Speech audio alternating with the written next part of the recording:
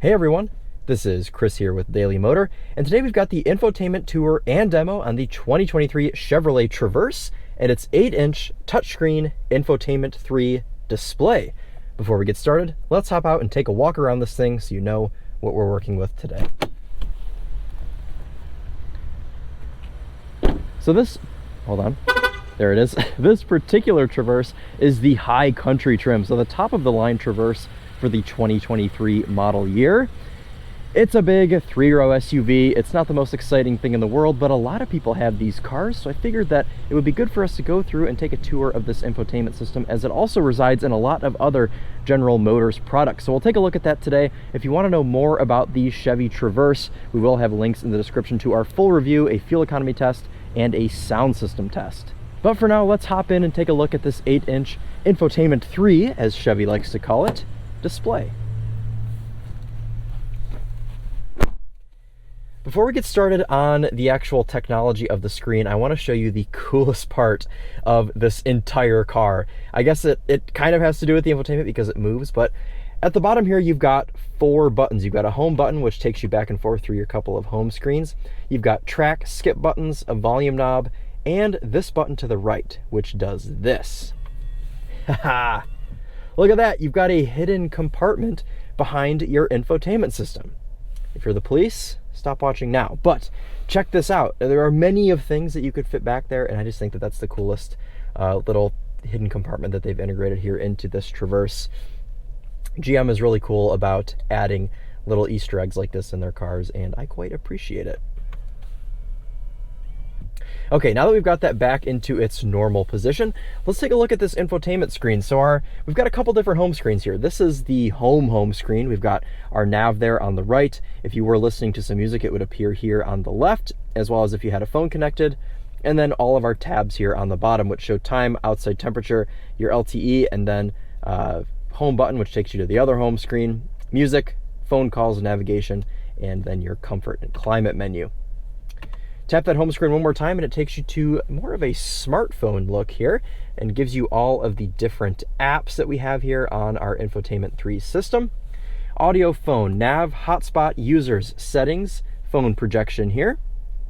Apps, OnStar, climate, rear climate, cameras, XM, MyChevrolet, Alexa, Spotify, weather, USA Today, and Wall Street Journal. All of these kind of go along with your built-in 4G. But anyways, I want to just take a look at some of these tabs, take a quick tour of this infotainment, and then I'll give you my thoughts at the end for how I think this infotainment works. We'll take a look at Apple CarPlay and Android Auto at the end. So if you'd like to skip ahead and view that, we will have chapters in there for you to just go right to phone projection. But for now, let's start out with navigation, because sometimes a telling feature of infotainment systems is how smoothly the navigation works, and this one works pretty nicely. You've got your search bar up here at the top to give it a keyword or an address. If you want to go somewhere, you can also do a voice command. Before we go on, please say address, place of interest, intersection, or contact. Place of interest. One moment, please. If you are looking for a place near your current location, please tell me the name. Otherwise, say change location. Starbucks. Okay, searching for Starbucks nearby. This takes quite a while. More Okay. than one match. Because it may take you a while to choose, please do so manually from the display. Okay, so you have to manually choose. So it's little things like this. It's a little bit overcomplicated in my opinion. Sometimes it's hard for me to accept things like this because we were just in the Volvo V60 cross country earlier this week, and that literally just has "Hey Google," and you ask it, "Take me to Starbucks," and it takes 2 seconds to project Starbucks onto your screen. So obviously with that being a Google system, it does things quite a bit faster. And I guess just the fact that you can do voice command for point of interest and everything, and it does actually give you a list of point of interest, is pretty decent. So not the most, intuitive system in the world, but it does a pretty good job. Everything reacts pretty quickly here, as you can see. Move your map around like so. You can recenter it there, and it does a pretty good job. Home screen back here on the bottom left, and let's go ahead and take a look at our settings menu. And also, actually, I want to point out, if you haven't seen, the screen kind of keeps your fingerprints on it. Maybe my hands are just greasy, but you can see where I've been moving my finger around. So also just something to keep in mind. Here's our settings menu. I'll let you guys take a look through here. System settings. You can set your time and date there. Different app settings. You can toggle on Android Auto and Apple CarPlay. I don't know why you'd want to do that, but you can. Navigation settings. And then vehicle settings. I appreciate the fact that all of the settings are just in one menu. You click settings and you can toggle, well, what sort of settings do you want to adjust here at the top? So that is actually quite a nice way to set this up. And I'm going to turn off rear seat reminder because I don't have any children with me right now, so I don't think I need that. You can also adjust lighting settings. GM is huge on having teen driver settings, so that's something that you can switch on right here. You can adjust exit lighting and so on. Swiping over here now, we can take a look at our cameras. You can go through all of those. That's if you have a trailer connected. And then on the right here, you can toggle on and off our 360 camera.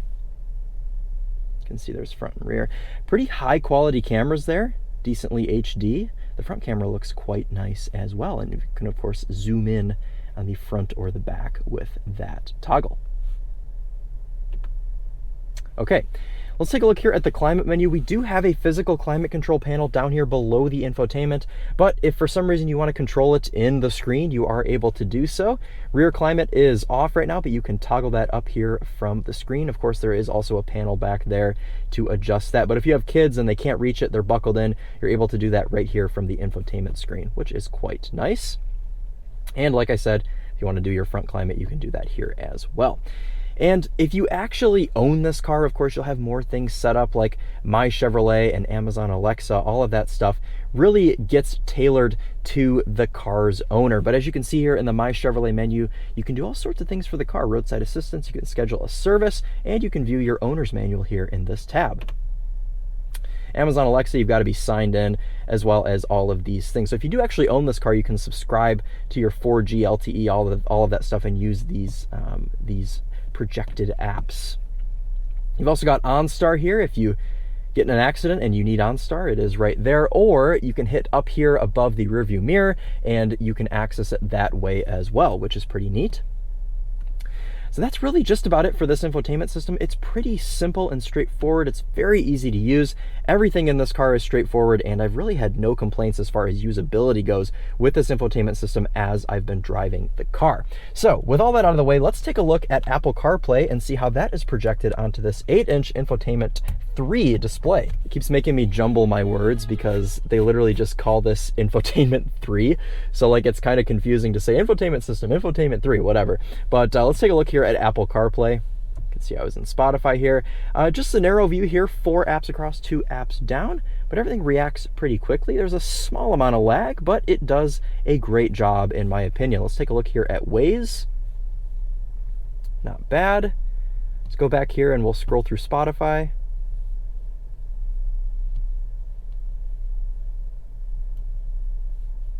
Okay, not too bad. Looks pretty good. You can see what I'm playing there. Okay, good stuff. Take a look here at Google Maps. Yeah, guys, overall, I mean, Apple CarPlay looks pretty dang good and works very smoothly here on this infotainment display. Do we need to look at anything else? I don't think so. Let's go ahead and unplug the iPhone now and plug in the Android phone, and we'll see how Android Auto looks on the screen. Okay, you see we have to activate Android Auto here. This is an inactive Android phone, so we'll just be able to look at a very basic level, but still I want to show you guys what it looks like on the screen here.